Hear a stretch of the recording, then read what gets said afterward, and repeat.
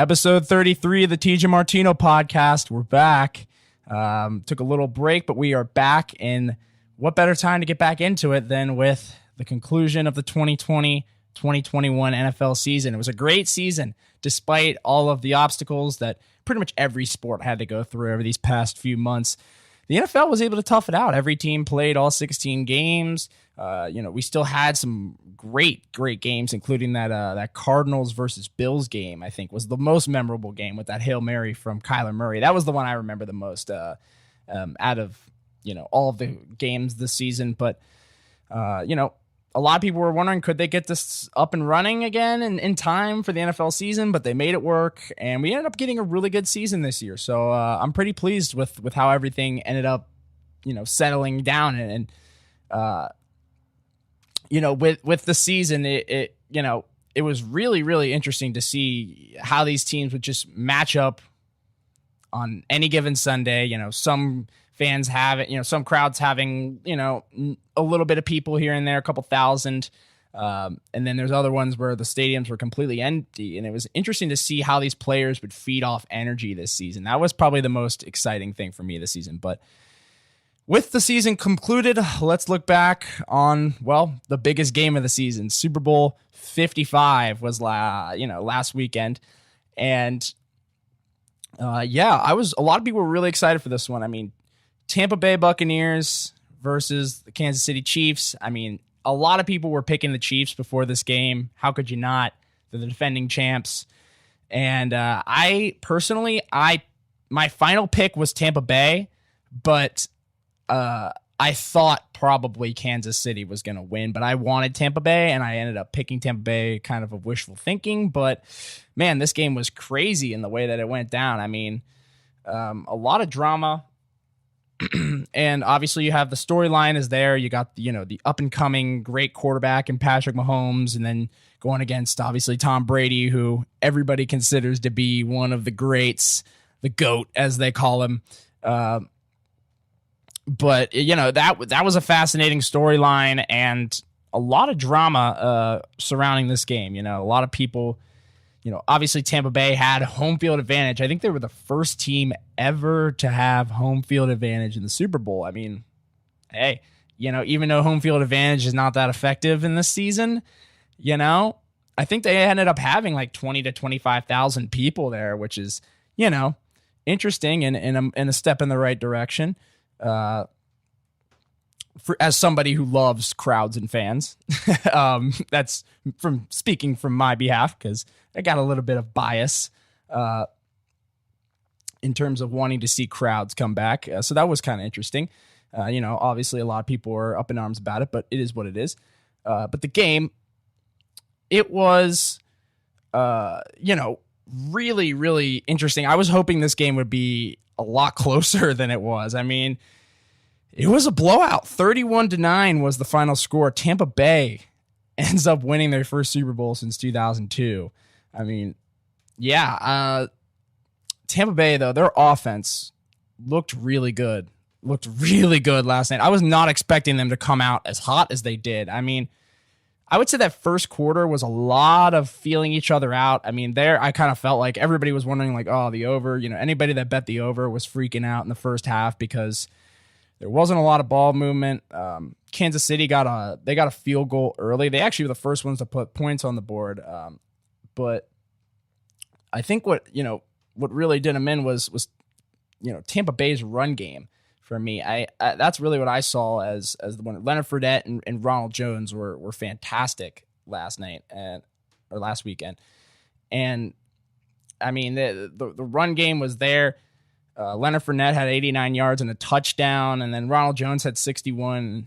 They had a combined 28 carries. So, I mean, they were running the ball, and that's the thing. When you're in the Super Bowl, you got to pound immediately. You got to run the ball immediately. I mean, you have to establish the run in the Super Bowl, and that's something Kansas City completely failed to do on all cylinders. I mean, outside of Patrick Mahomes making plays on his feet and a couple of good runs early from Clyde Edwards-Helaire, the run game was absolutely nowhere to be found with Kansas City. And that's really what kind of did them in, because Patrick Mahomes threw 49 times in this game. I mean, you got to have more diversity in your play calling, but when you're not moving the ball on the ground, you're not going to get anywhere. You're not going to set up any of those pass plays. And it's almost like Tampa Bay saw pass coming every time. And that leads me to my personal Super Bowl MVP, which is the Tampa Bay Buccaneers defense as a whole. I mean, the pass rush was fantastic last night. Fantastic. I mean, those guys, granted, Kansas City's offensive line was beaten up. I know I think they had like one starter that they had originally from the beginning of the season was starting in that game. Only one of the 5 were an original starter from the original starting lineup at the beginning of the season.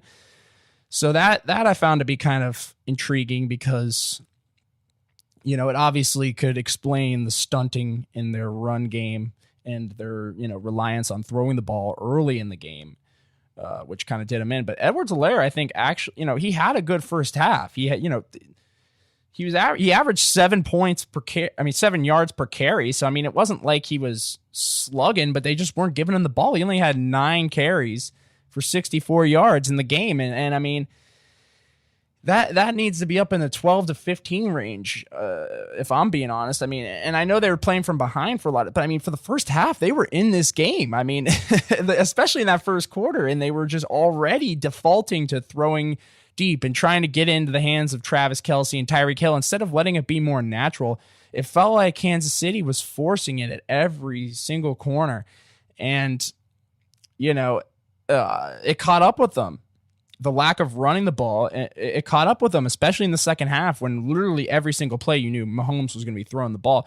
And the guy's already struggling on a turf toe, and he was the second leading rusher on the team. That in and of itself is a little concerning. Not that he was the second leading rusher, but the fact that he was like, he only had 4 less carries than Clyde Edwards-Helaire did. Yeah, not good, man. Not good from Kansas City's offense. And I get it. They were beaten up on the offensive line, like I mentioned, but, you can only throw to Travis Kelce so many times before, teams start doubling him, and then you got to go to somebody else. And Tyreek Hill had an interesting night, was rather quiet. He had 7 catches for 73 yards. So, decent work from Tyreek, but we've seen better from him. But like I said, Tampa Bay's pass rush was absurd. They were getting in the backfield every play, forcing Mahomes to just get out of the pocket. He had several plays where he was running around trying to find somebody open and then ends up getting hit and just chucking the ball downfield aimlessly. There was about 3 or 4 times that happened, especially in the second half. I think in the fourth quarter it happened a few times. He had, some 4th down and longs, and this team was awful on 3rd down, by the way. They were awful. Kansas City, they couldn't convert a 3rd down last weekend. At all. I think they finally got one in like the late 3rd, early 4th quarter. But man, it was rough. And Andy Reid is really my biggest problem in this game. And this has come from somebody, I've watched a lot of Andy Reid games. I'm an Eagles fan. I've watched the guy, and I have a lot of respect for the guy as a coach. I think he's a fantastic coach. I do. And he doesn't get a lot of credit, but nowadays he is, but he didn't prior to winning that Super Bowl last year. But yeah, man, he dropped the ball big time in this game. First things first, like I said, neglecting the run. And I know Kansas City's not a huge running team, but 9 carries for your rookie running back, man. Come on, give him 15 at least. Anyway, that being one of them, and the other being the biggest problem with Andy Reid, like I said, is coming from somebody that's watched a lot of Andy Reid games over the years, is his time management. His time management in this game was not good, especially in the fourth quarter. There was a drive in the fourth quarter. Kansas City was in the red zone, and it was, I think, it was a 3rd down and long. I think they either threw an incompletion or something. So it was a 4th down and 9. They were trying to figure out what they wanted to do. I think they were on like the 25-yard line. They were on the Tampa Bay 25. It was like 4th down and 9. And there's like, I think 11 minutes in the fourth quarter. And Kansas City is running out of time on the play clock.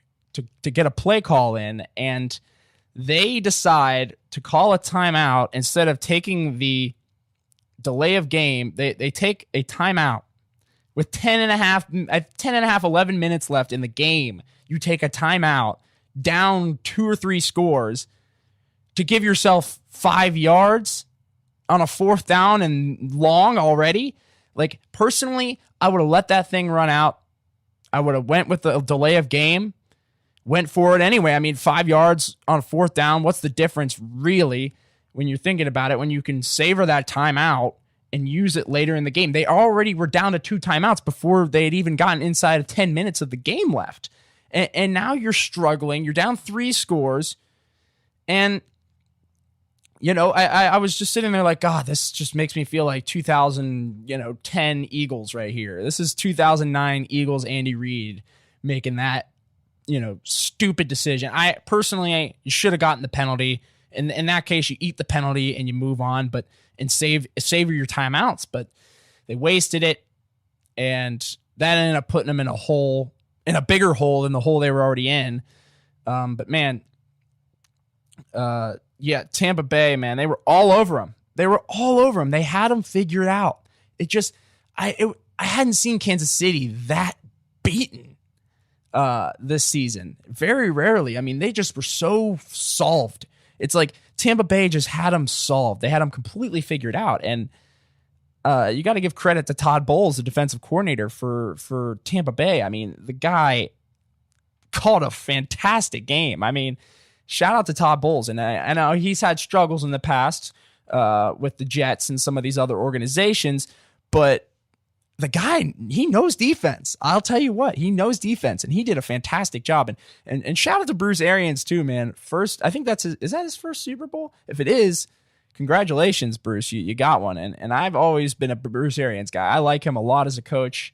He's a guy that gets a lot of respect from the players. He's a tough dude. Yeah, shout out to him. And the offensive schemes here were fantastic. I mean, the perfect, typical Tom Brady, dump to the flat, dump to the running back, dump to, across the middle. Tom Brady, just the beats that he hits all day, man. I mean, 21 for 29, 200 yards, 3 touchdowns. Yeah. As much as I thought maybe Gronk or someone on the defense could have been the MVP, I think it was probably the right call that it'd be Tom Brady. I mean, the guy is 40-something years old, and he's going out here and absolutely killing it. He's one of the best to ever do it, man. I mean, simply. And anyone that wants to make that argument for him being the GOAT, go right ahead. I'm not gonna fight you on that one at all. Especially after this, because he proved, because everybody was like, oh, well, Brady's just a part of the Belichick machine, and that's the only reason he's succeeding. Well, not exactly anymore. Can't really use that argument anymore. But man, I was really impressed with Tampa Bay, and shout out to friend of the show, Jack Quell. If you're listening, man, shout out to you. You can sit and enjoy yourself with this one, because that was a hell of a win. I'll tell you what. That was a hell of a win against a team that was literally in the Super Bowl a year ago. And to straight up knock them off their tracks with a young quarterback who's had all of the momentum on his side since he entered the league. It was really interesting to see this Tampa Bay team just step up and dominate the way they did on both sides of the ball. I mean, like I said, the run game for Tampa Bay with Fournette and Ronald Jones was so sound and really opened up Tom Brady to do what he does best, which is just pick apart defenses. And I love about Tom Brady is that he never panics. He never forces anything, because he's been in every situation, it feels like. When you watch him, you can just tell he knows exactly what every situation he's in and how to maneuver it. And, Brady just, when you put him in those kind of situations, it's just like clockwork, man. He knows exactly. It's bang, bang, bang, bang. It's like practice, man. The dude's just been doing it for so long, and he's a legend. He's one of the best, if not the best. He's the GOAT, as people say. But yeah, I mean, what else can you say, man? 40-something years old to go out there and win a Super Bowl with a different team in a different city. Hats off to you, Tom. You got my respect. And I've never been the biggest Brady guy. I'm not a Brady hater by any means. I have been at times when he's played the Eagles and when he's ripped the heart out of the Eagles, I have. But I really am not a Belichick fan I'm really more of a Belichick hater than a Brady hater. And that's always kind of how I've been, personally. And I have a lot of respect for Belichick. I just, he's kind of a cheater. But Antoine Winfield, by the way, Devin White, Antoine Winfield, Jason Pierre-Paul, Levante David. I mean, these guys had an absolute monster game last night. I mean, Antoine Winfield had the big breakup play on Tyreek Hill, and he gave him the little peace sign. That was kind of cool. And then Devin White obviously had the cleanup interception at the end of the game, which kind of sealed the deal. And there was like 3 or 4 plays on that drive that could have been a pick. So, I mean, Mahomes was at the point where he was literally just chucking things up in the air and seeing what lands. And there was one that was really close. There was one where he was literally getting dragged to the ground. He just chucked it up and it went into the corner of the end zone and I think it was almost caught. It like went through the hands. I was like, how the hell did that ball even get there? And that's just the kind of stuff that Mahomes does. And, he's legit. Like I said, I don't necessarily blame him as much for this. Like I said, Kansas City's offensive line was incredibly porous. But yeah, Mahomes could have done better. He could have, he made some bad reads. He felt panicked. He definitely felt the heat. He felt the heat for sure. And he was making a lot of panic plays. He was forcing a lot of balls. And yeah, I mean, he was forcing a lot. He made some mistakes and obviously had 2 turnovers, 2 bad ones. One of them being in the red zone. But that's for Kansas City's defense. Haven't really talked much about their defense. Yeah, I mean, they looked good in the first quarter. Kansas City's defense looked good. I mean, they had that goal line stand in the first quarter, or in the first half, that helped kind of put them on track. But that's the thing. Their defense gave them multiple opportunities to get back in this game. I mean, but they also screwed them on a couple things. I mean, there were some bad penalties too. Like there was a pass interference penalty, I think, that came, or it was a defensive holding. That's what it was. On what would have been an interception by Tyrann Mathieu was called back for offensive holding, or I'm sorry, defensive holding. Jeez, I'm all mixed up. It would have been an interception by Tyrann Mathieu, but it's called back for defensive holding, which in return, instead of first down inside Tampa Bay territory for Kansas City, it flips to first down for Tampa Bay. And man, I mean, those kind of swings will get you in the Super Bowl, man. You can't make those kind of mistakes in the Super Bowl. And that's the thing.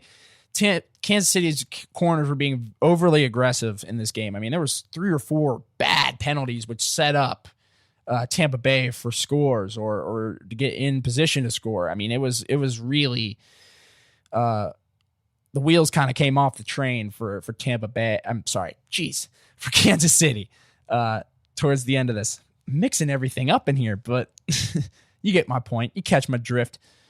Chris Godwin, I was expecting to do a lot more in this game, but it is what it is. He's got a ring. That's all that matters. But yeah, 31-9, final score of this game. Yeah, Tom Brady, he's one of the greats. And Kansas City, they'll be back. They'll be competitive every year. And maybe this will put a little chip on their shoulder. Maybe they'll come back next year and make another run. AFC's getting interesting, that's for sure. And as for Tampa Bay, I saw today that Mike Evans said he would be willing to take a pay cut to help keep the framework of the team around. And hey, I got mad respect for people that want to do that. That's the kind of guy you want on your team, is a guy that'll be like, yeah, I'll take a couple mil off just so we can be good and competitive. Because a lot of guys just take the money, not really understanding the consequences of that, in the sense of like, yeah, your team's kind of going to suck if they can't afford to get anybody else to help you. And that's kind of the Brooklyn Nets syndrome we're seeing right now, where it's like, let's just load up as many stars as we can and not have anybody around to help. And Tampa Bay did a good job of having the star power of, Antonio Brown and Gronk, who had a fantastic night, by the way. Shout out to my fantasy team, Gronk and Mike Evans and some of these other guys, and Levante David and all these big personalities. You get them on there, and then but they have, the fortitude and the other pieces around to make it more cohesive than just, oh, we only have these star players and everybody else sucks. It's we have these star players and they complement and help all the other players on the team, if that makes sense. But, the sum of your parts or whatever it is, however you say that saying. The whole is a sum of its parts. There we go. But yeah, 31-9. Tampa Bay Buccaneers are your Super Bowl champions, man. Congratulations. Bucs fans out there, Quell included. If you guys are watching, shout out to you. Celebrate. Enjoy yourselves. Tampa Bay is an awesome city. And, yeah, I mean, as for the commercials, weak. That's all I have to say about that. Weak. Just straight weak. I didn't like one commercial. Didn't think one was even close to funny. But I did like some of the movie trailers, which we'll get into. But yeah, that's Super Bowl 55, man. I'm excited for next season, and I'll probably cover the NFL a lot more aggressively next year, and the NBA. I'm going to cover sports a little bit more aggressively moving forward than I used to in the past. But this year was kind of a funky year altogether. A whole lot of weird stuff going on, and the COVID and all that. So as things normal up, I'll ease myself more into it. But like I said, fans are what's really going to bring the energy back to all sports, not just the NFL, but all of them. They all can benefit from having people there. I mean, it adds a certain level of density and weight to the game that you kind of miss when it's playing in an empty stadium with fake crowd noise being pumped in, So that's that. But moving on to a topic I kind of want to talk about, which is cryptocurrencies and Dogecoin. Yeah, so big things happening in over the past couple of weeks. One being the GameStop fiasco with Wall Street that happened a couple of weeks ago. That was interesting to watch. Watching the people try and get a big slice out of the pie of the stock market, a little bit bigger slice than Wall Street particularly were anticipating. But everybody that has even heard of the GameStop thing knows how it all went down and understands. And if you don't, go find somebody that knows more about the specifics of it than me. But from my understanding, it was all these stocks were heavily shorted. AMC, GameStop, Nokia, all of them were heavily shorted, which basically means that you're putting money, you're selling shares you don't have, and essentially you want the price to go down. You're betting that the company tanks. And GameStop and all these other stocks, the meme stocks as they call them, basically were all so heavily shorted that all these people on Reddit realized that and went in and overbought all of them, forcing these hedge funds that shorted all these stocks to have to pay up their end of the deal, because that's kind of what happens when you short something and it goes up. Then, well, you're responsible for what you shorted. So these guys were all getting held accountable basically in Wall Street. And it was kind of a fun little Robin Hood moment. Not to mention Robin Hood, the company, which got under a lot of fire for shutting down stocks and trading on particular stocks. So they shut down the buying of particular stocks, which you were still allowed to sell them, but you weren't allowed to buy them, which is essentially meaning these are a little bit too high. We want them lower. Was kind of their logic. But yeah, but what that led into is kind of a distrust in the system. And what I mean by the system, I mean the economic system in terms of the stock market. A lot of people lost faith in the stock market. It kind of opened up a window into what actually, makes the market go up and down. And, people are realizing that when these, brokerages are taking matters into their own hands, and they're deciding, and when they determine what stock can be bought and which ones can't, well, that kind of takes away the free and open market that we're supposedly supposed to have, right? And this was something that Dave Portnoy from Barstool was talking about heavily and aggressively, especially when it came to Robinhood, who the company Robinhood, who is a brokerage. They're supposed to be for the common people, but really, that only goes as far as the execution. But they got under a lot of heat because of, a lot of people figured that they were siding with Wall Street by doing this, because it's like, why else would you do it, outside of the fact that people are telling you to. So who really knows? But Portnoy was making a lot of accusations. He got a lot of publicity for it. It was a nice stunt on his part. But because he's been big in that trading and all that. And me, I'm just kind of getting into it. I'm a novice, as you can tell, as I tried to explain that whole GameStop thing the best I could from my understanding, which, if you want a better explanation, there's plenty out there somebody will give to you. But what does it have to do with cryptos? Is like I was saying, people are losing faith in the economic system, and not only the stock market, but the U.S. dollar.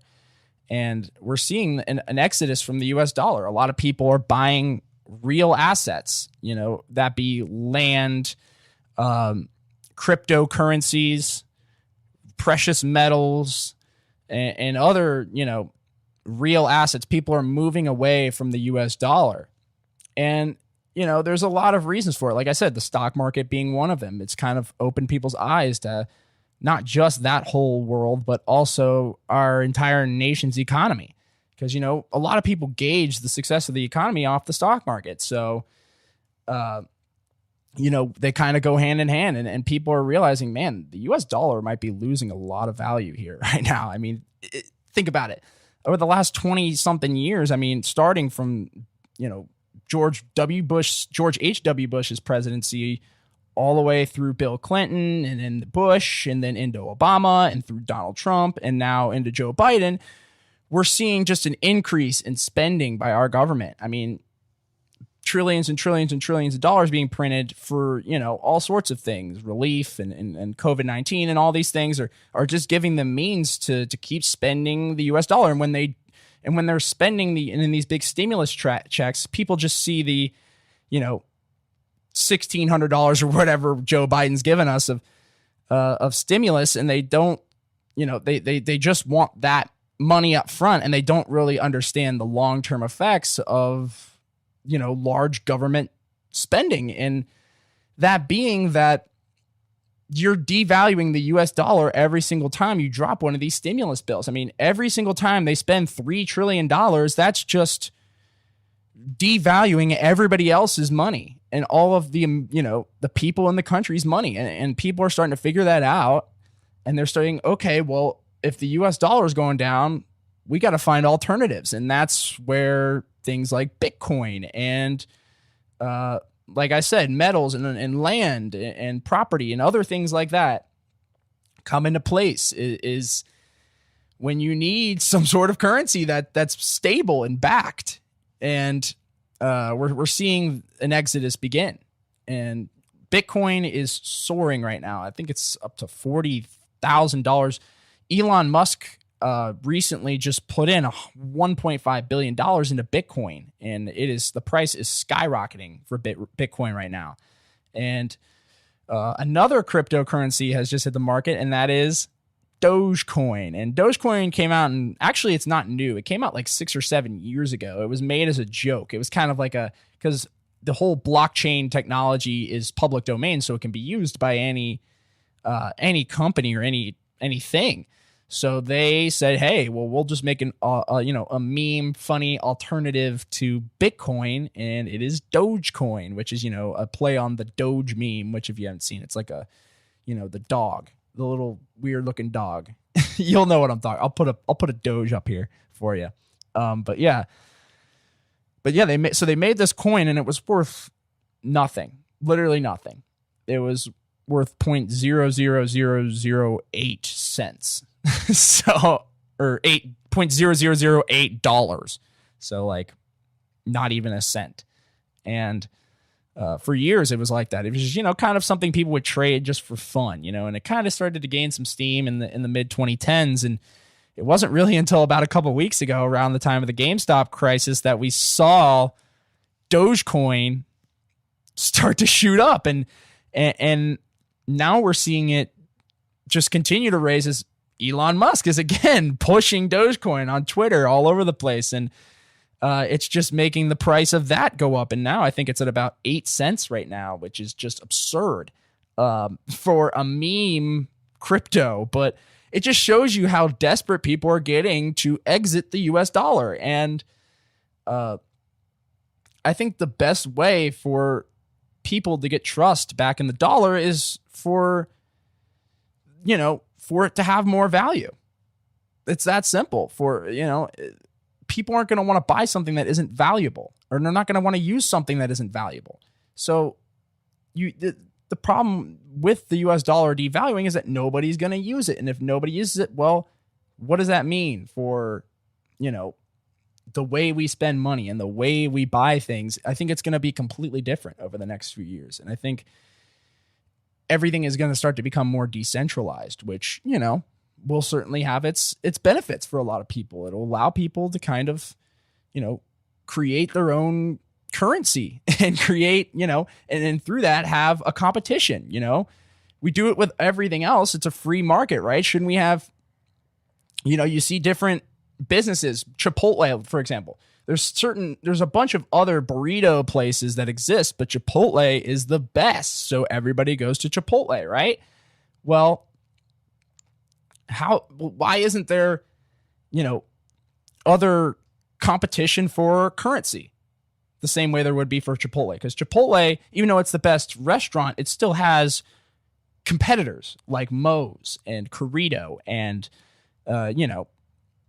other taco places. So it still has competition. It still has to stay sharp and valuable. Chipotle still has to stay valuable and sharp because it has competition. Well, the US dollar doesn't really have any competition. It's the US dollar by the Department of Treasury.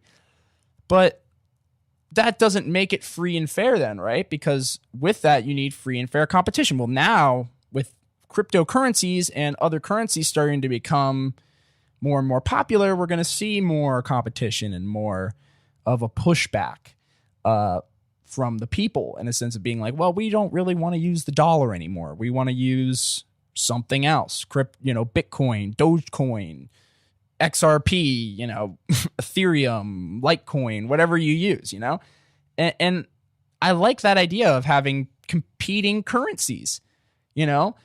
Somebody says, I'm selling a pillow, for example. I'm selling a pillow. It's not a My Pillow, okay? It's just a regular pillow. I just got to make that clear.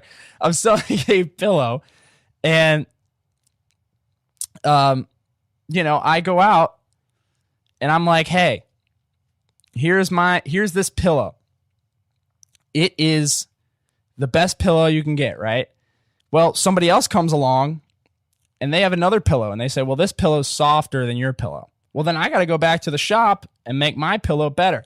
And that's the point, is that competition and that drive. I don't know if that was the best explanation of that, but I'm not a teacher. Okay. I'm just a guy with a microphone, but, yeah, that was a horrible analogy. Don't listen to the pillow one. I'll have to go back to the drawing board, but you get my drift, is that I think competition, it allows for betterment. And when you're running a monopoly, when you're the only one to compete against, you lose that edge. You lose that competitive edge, and with that, you lose quality and you lose value. And that's what I think is happening to the US dollar. That, and it's being spent everywhere by everyone.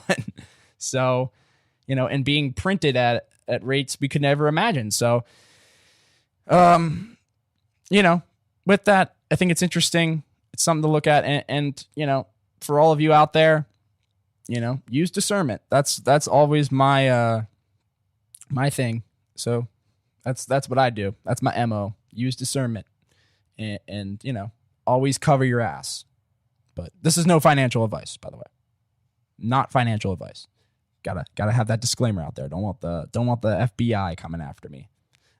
But yeah, leading on to my final topic of the day. And it's one that I've, wanted to talk about. Disney Plus, and the future of storytelling. So, I have been deep into the Disney Plus rabbit hole. over the past couple of weeks. I have been rewatching the Clone Wars animated series, the Star Wars Clone Wars animated series. I've seen a lot of the episodes before, but I'm rewatching the series like chronologically.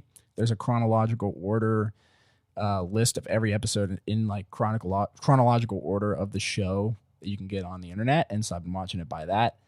But yeah, I've been really deep into Disney Plus, and it's kind of had me thinking, especially last night with the Marvel Winter Soldier, Falcon and the Winter Soldier commercial last night, the trailer that came out during the Super Bowl last weekend. It kind of had me thinking about how we're going to actually consume a lot of the stories we get over the next few years. I mean, with movie theaters, I've talked about it in the past of how movie theaters are kind of in between a rock and a hard place right now, and it doesn't look like we're going to see theaters back, I don't know, anytime soon in any normal capacity.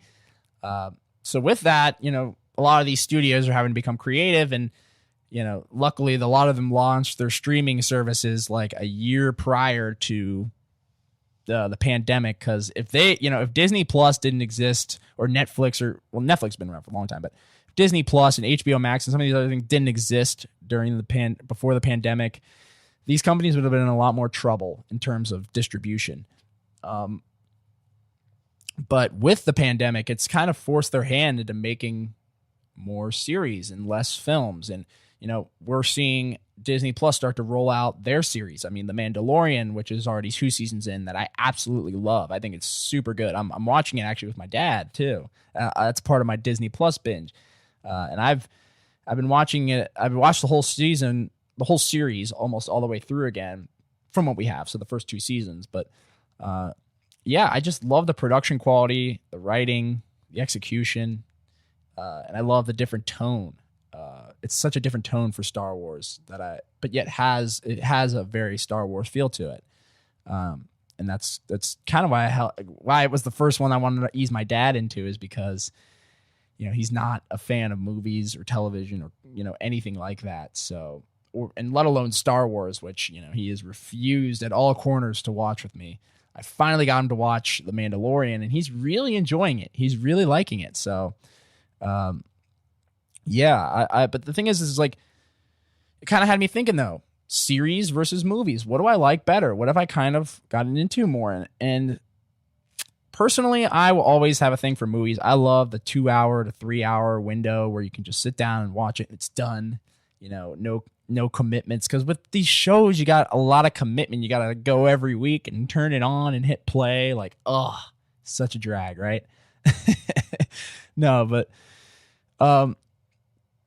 it has me thinking, like, are studios going to pivot more towards these series where they can kind of stretch out a story over a certain amount of seasons, or is it more effective for them to do it in these film structures and compact it all into 2 hour movie, 2 to 3 hour movie now, where we're talking Marvel,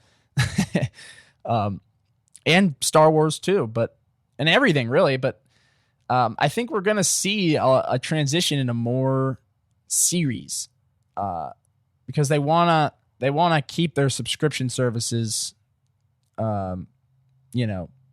fruitful, I guess is a good word to use. They want to keep people's eyes on them, especially right now during the pandemic. But I mean, even beyond, like, I think they're going to start to pivot more towards the in-home entertainment as opposed to the films. But obviously, they're still going to have movies out there in theaters. I don't think they can ever get away from that. Maybe, but if they do, I'm going to be very upset.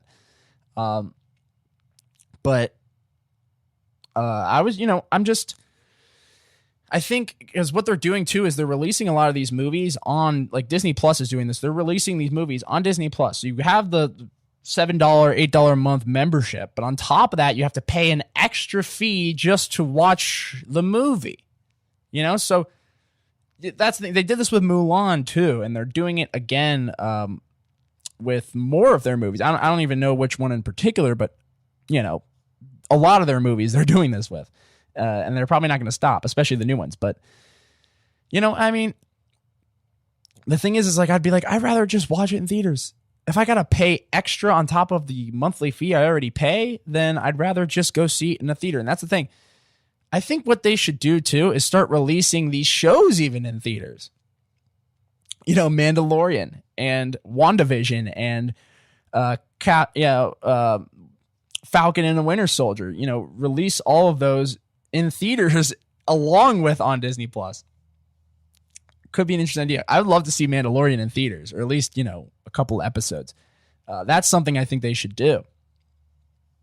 That could be neat and kind of have a best of both worlds, have a little bit of blend of that cinematic feel. Because, you know, granted, a lot of these shows are shot like films. They're shot cinematically.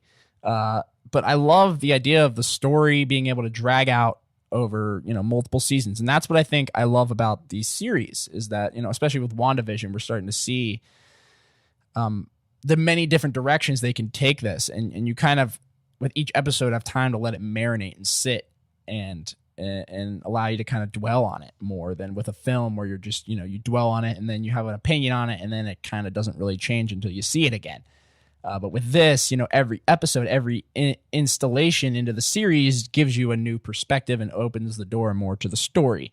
So I think that's something that's kind of a reason why I think they want to go in this direction, is because there's just so many more opportunities to tell a cohesive story, you know, in a multiple season, you know, 7, 8 episodes, 4 or 5 seasons, we'll say. I mean, you can cover a lot of ground there as opposed to in films where you only have an hour, you know, 2 to 3 hours to tell your story, you know, beginning, middle, and end. And I think, you know, with that, you get with the series, you get a little bit more flexibility, but a little bit less accessibility because, you know, people are more inclined to sit down and watch a 2-hour film than, you know, with 12-hour series, at least 12-hour series, more like 50 or 60-hour series. But, you know, I think there's pros and cons to both, and I think they're going to end up doing both. I mean, I'm not saying they're going to have to pick between one or the other, but I think it's going to be which one are they going to rely on more, because right now they're relying on the films. I mean, obviously right now, because they're still kind of in the test run of a lot of these shows, like WandaVision, which I want to kind of talk about towards the end here. But, you know, like I said, Mandalorian, though, it's really good. I hope that Star Wars does more of this, and I want to do a Star Wars themed episode coming up. I don't know. What I actually want to do is I want to sit down and break down every single Star Wars movie. That's something I'm going to do in the future, so be on the lookout for that. That's coming. I don't know when, but I will figure it out. I might do like one a month or something. I don't know. I'm brainstorming on air. That happens. But you know, I really love Disney Plus too. A lot of the old animated movies I've been throwing on before bed. I watched last night Atlantis: The Lost Empire with Michael J. Fox. Really forgot how good of an animated movie that was. Really good movie. And I was surprised at how much I liked that. I hadn't seen it in so long. And I really liked it. So check out Atlantis: The Lost Empire if you haven't. It's an interesting story. And Atlantis is a fascinating, you know, part of our history in terms of mythology. So, and when I mean our history, I mean human history. We're all humans here. We're all people. Come on. But yeah, we'll talk about WandaVision spoiler review of the first 5 episodes of WandaVision. So if you have not seen WandaVision, now be the time to turn off. And that's why I wanted to wait till the end here. Now would be the time to turn off because I'm going to talk a little WandaVision. So spoiler warning for the first 5 episodes of WandaVision. If you haven't seen them, click off now and then go check them out and come back. I'll be waiting for you right here. And I'm going to give the spoiler alert in 3, 2, 1. Spoilers. Okay. I really like WandaVision and what they're doing with this show, man. Okay, because I said Disney is going to get stale if they don't start to you know, really get creative with their storytelling, and not just, you know, visuals and characters, you know, but I mean character designs and things like that. I mean, the way you tell a story needs to be unique to a superhero genre, to a genre that has become so stale and, you know, overflowing, overbearing. I mean, superhero fatigue is what people have called it over the years. Comic book movie fatigue. Personally, I don't have that fatigue. I'm more of a bad comic book movie fatigue. I'm at that point. But with Avengers Endgame, and I've talked about it, Endgame, and how much I love the film, it was a beautiful bow on the end of the, Marvel Cinematic Universe. And for me, I was like, they should end it right here. It's called Endgame. End it.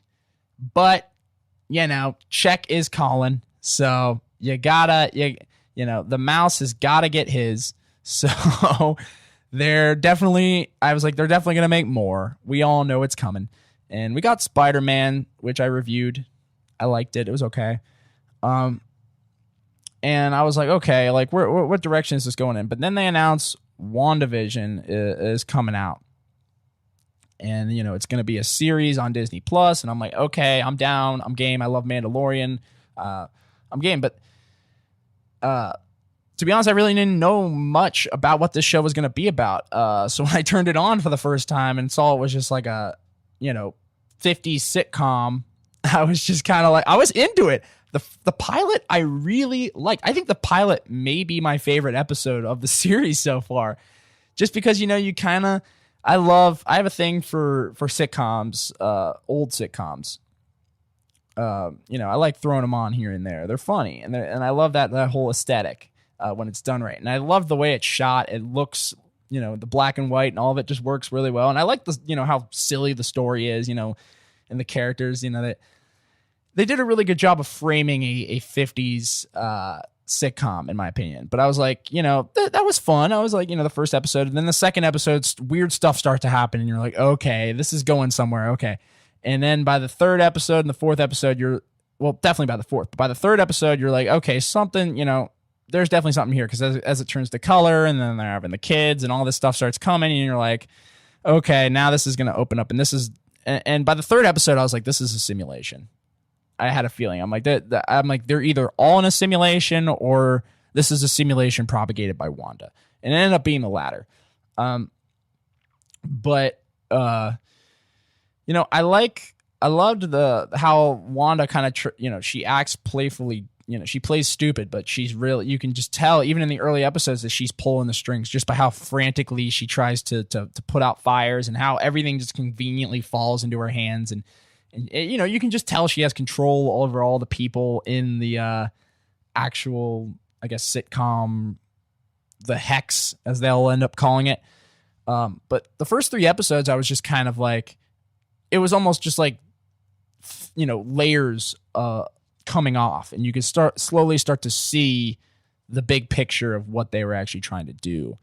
And then it wasn't really until the 4th episode when, you meet Monica Rambeau, and that was an interesting tie into Captain Marvel. Makes that movie a little bit more watchable. And that's the thing they need to do with some of the bad movies is fill in the blanks. And then Star Wars definitely needs to do that. But Marvel, luckily, is doing a good job of that, because I like this Monica Rambeau character. She's interesting. She's likable. And, she has kind of a drive, and they give a good job of a little bit of backstory. And I like how she shows up right, and I like how they show how people reappeared after Tony Stark snaps them back into reality. How they just kind of come back, and it's in the setting of a hospital, and it's super frantic, and people are running around everywhere. Really cool idea to kind of show and explain how that actually happened, because it was kind of a plot hole a little bit in. It's not necessarily a plot hole, but it was kind of like a question of how did they just appear back? Is that how it works? Yeah, it is that simple. Occam's razor, people. And yeah, I really liked what they did with this, with that episode. And I liked how they finally, in the 4th episode, they didn't wait too long. That was another thing. Because the sitcom thing could have easily gotten stale if they would have went, 4 or 5 episodes with just that. It would have gotten really stale. So I like how they did that for the first 2 or 3 episodes. And then now that they got you hooked, now they're going to give you what actually is going on. And I like that. And I like how,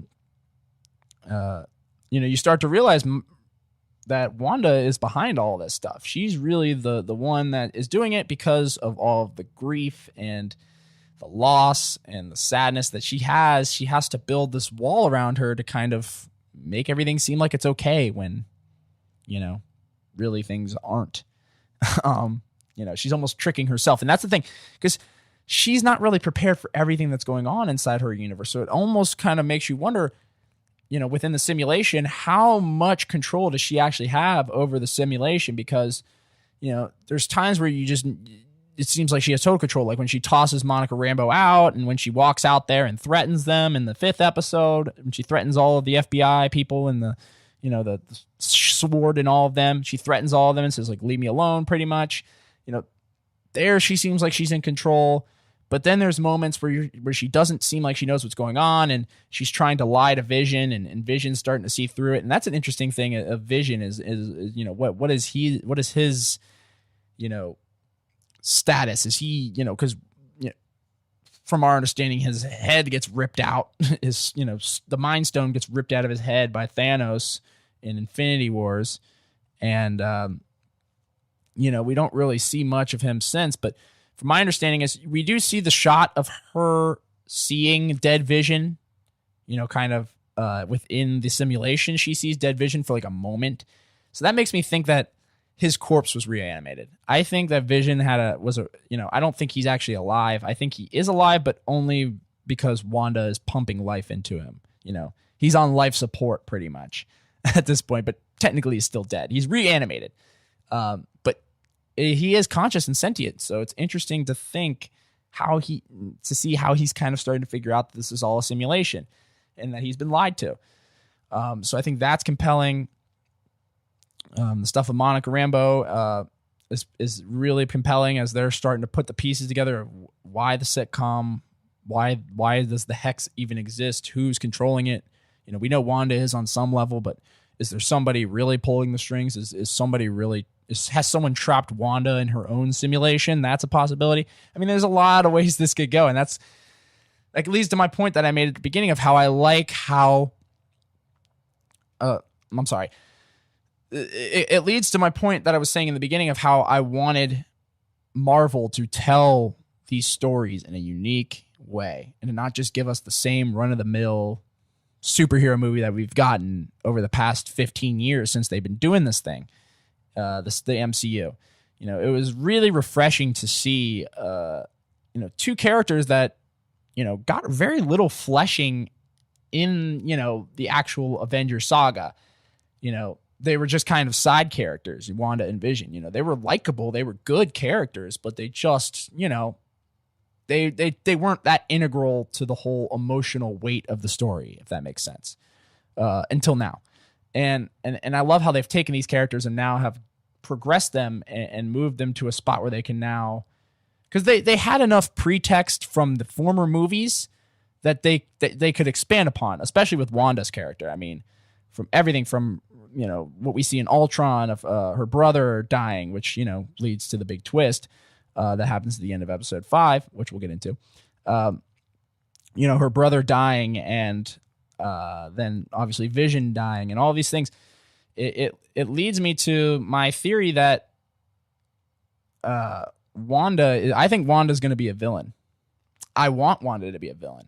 I do, and I think it would work so well because they've set it up, like I was saying, with her brother dying and Ultron, and Vision dying in Infinity War. She just has nothing else. She's void of it, and she's depressed and sad, and tries to make everything better for herself at the expense of all these people in this town, that she's controlled basically and forced into her fake sitcom and into her simulation. And she just wants to have a normal family life with Vision, who she loves, and that guy's gone now, and she's trying to make it all seem like none of the bad things in her life happened, but they did. And then now she's coming to terms with it, and we're gonna see hopefully see her go bad. And I'd like it. I think it would work. They've set it up also from a power standpoint. She was one of the few people to go toe to toe with Thanos in the Infinity Saga. So that in and of itself gives her a lot of credibility when it comes to being able to beat up other superheroes. And she's arguably the most powerful in the MCU. I mean, her telekinetic powers and all that are super OP at moments. So Wanda has I think her being a villain is just what the MCU needs, is a super deep, complex, broken villain. That's what the MCU needs at this point, is a new boogeyman. And what better one than a former hero, a fallen hero, in Wanda. So I really hope they go that route. I don't know if they will. I don't know if they're ballsy enough. Disney has held restraint in some of these areas when I think they could have turned characters bad. Rey, in the Star Wars sequel trilogy, really could have benefited from going evil. I think it would have fit the story better as well. So I really want to see Wanda go bad, in my opinion. I think it would really, really work. And it'd be ballsy. It'd be really ballsy. So maybe they do it. I think Kevin Feige has a better chance of doing it than J.J. Abrams. That's for sure. So that gives me a little bit of hope. But yeah, I really like WandaVision. And that leads us to the final episode, the episode 5, which I've mentioned here and there. But, you get obviously the big reveal at the end, which is Quicksilver from the Fox X-Men movies shows up as like the recasted version of Pietro, who is Wanda's brother, who dies in Avengers Age of Ultron. So we finally get the crossover between Fox's X-Men and the Marvel Cinematic Universe, and we knew this was coming. Disney was not going to pay $65 billion, just to sit on all this intellectual property. No. We knew. And as soon as I saw this series, WandaVision, I had a feeling that this was going to be used as a means to push that merger of the multiverse. And look, I personally, I knew they were going to have to go this route because they bought too much IP for them not to do it. And, they have Spider-Man now under their umbrella, and they got a lot of this stuff. So, to have all these characters, they might as well, use them as soon as possible. But it's going to have to be very seamless in the way they explain this and make it work. It can't just be some cheesy, corny explanation for why there's a multiverse and why we're just figuring out about it now. And I know that they're going to have to explain it over WandaVision, Doctor Strange and the Multiverse of Madness, and Spider-Man 3. They're going to have to explain a lot of how this actually works. And I trust Marvel. I'm not saying that they don't have this figured out, but it's something that we deserve as fans, at the least, is something that makes sense. And if it doesn't make sense, it's going to suck me right out of this series. I'm serious. It'll suck me right out of the MCU. Because I kind of have not necessarily a foot out the door, but I don't really see how it's necessary for this to keep going at this point, unless they have more inventive things. So luckily so far, they've got me with WandaVision. I really like what they've been doing with this show. It's ballsy so far. It's fun. And it's unique. And it's a new way to tell a story. I love this idea of her building this, fake simulation of a sitcom to try and calm herself down and make her feel like all of the horrible things in her life that have happened didn't happen. She's trying to forget them, and yet they just won't escape, because you can't escape that kind of stuff. You can't escape your past, especially when you're trying to fake it and to fake your life and to pretend like it's not real. So I don't know. How will they explain this though with the X-Men coming in? I bet it'll be through Wanda. Maybe the hex that she creates, the simulation, rips a fabric in the multiverse, maybe, and that's what causes, X-Men Quicksilver to show up, and probably more of the X-Men and whoever else they want to bring into this thing. That'll probably be the way they do it. I don't know. Who knows? We'll have to wait and see. But I really like what they've done with WandaVision, man. I do. I like the aesthetic. And as for Falcon and Winter Soldier, the trailer that came out on Super Bowl, it was fine. I'm excited for the show too. I really like both those characters, and I think they need a little bit more fleshing, just like Wanda and Vision did. So I like how they're going to the secondary, tertiary characters that are also, they're recognizable, but at the same time need more work. And what I mean by work, they need more character to them. They need more fleshing out. They need more time, more screen time, really, is another thing. So I like how they've taken that approach with Falcon and Winter Soldier and WandaVision, and they're doing a bunch of other ones too. And I think they're going to start getting really wacky once they get people gripped into the whole idea of having these Disney Plus series. So I'm on board, man. I'm on board. Like I said, I'm not 1 foot out the door. Okay, that was the wrong term to use. It was more of, I want this to be necessary. I don't want it to just be because Disney made this big purchase of all this IP and they need to shove it in as quick as possible into the universe to, make as much money as they can and get a ROI. I mean, I understand how it works, but at the same time, make it make sense. That's all I'm saying. As long as it makes sense and it works, I'm always okay with it. That includes fan service. That includes, holes in the plot. That includes stupid, corny moments. A lot of these things can just be fixed by good writing. So that's all we're asking for, people. So yeah, Disney Plus, I'm on board with it. And I'll be probably doing a whole series review of WandaVision and probably talking about Falcon and Winter Soldier and all the other stuff that's coming out, not only on Disney Plus, but on other stuff as well. Also, that's actually all I have on that segment, but thanks. That's going to do it though, for this week. That's going to do it. Thanks for listening, everybody. This has been a good time. Glad to be back. And I'm going to be doing more. Keep looking out. Probably soon I'll have another one out. And we'll keep doing this thing. But yeah, follow me everywhere. Everywhere. Now, Facebook, Twitter, Instagram, you know the deal. The podcast is way more available than ever before. It is on YouTube.